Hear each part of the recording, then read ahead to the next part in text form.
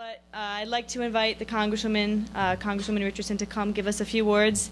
Fun factoid about the Congresswoman: within 1 year, she served on the city, state, and federal level in her position. And one of the first things she did when she came into Congress was sign on to the Genocide resolution. So thank you, Congresswoman.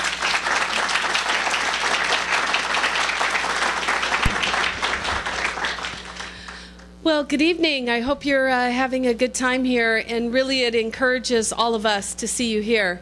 I will say that when I first went to the Assembly, my colleagues in Glendale had an opportunity to come and talk about how we needed to bring forward the resolution to continue.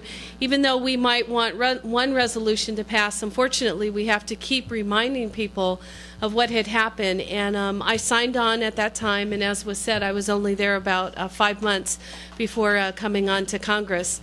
And I'm going to be very honest with you. I was a little surprised when I was approached about supporting this resolution, and I really read what the resolution said.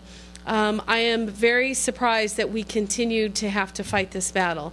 What is listed in the resolution is a simple acknowledgement, and I think is more than reasonable of a request that you have made. And I think all of us should really, one of the things I talk about when I'm with my colleagues is to say, you know, read the resolution, read the words of what is said. And I think when a person does that, to me, the reasoning and where we're trying to go seems to make quite sense to us. I will also say I want to make sure that you know that we had quite a time when we were bringing the resolution forward.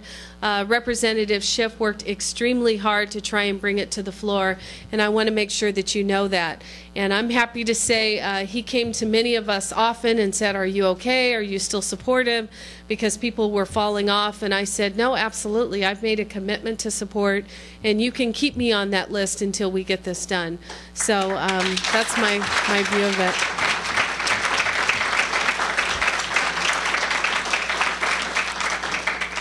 I want to acknowledge some staff members that I have here also. The person who keeps me in line with all of my foreign affairs issues. He may have fair hair, but his heart is with everyone, and that is Mr. Alex Rush. Thank you so much.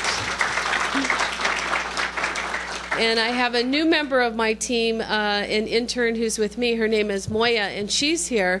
So I want to make sure that you understand that I'm always looking to learn and know better how I can serve you. And this is Moya here in the back. So as I close, because you now have some other members who've entered as well, and you have further on that you want to do with the program, I just want to say to you that when we talk about genocide, coming from a family of obviously a history of that in this country, as the previous Congress member mentioned, we have to acknowledge it, because as long as we continue to act like it didn't happen, we cannot learn from it. And the same things that we're seeing in other parts of this world of where genocide is occurring, it is by ignorance is why it continues to exist. So we ask you to continue to work with us.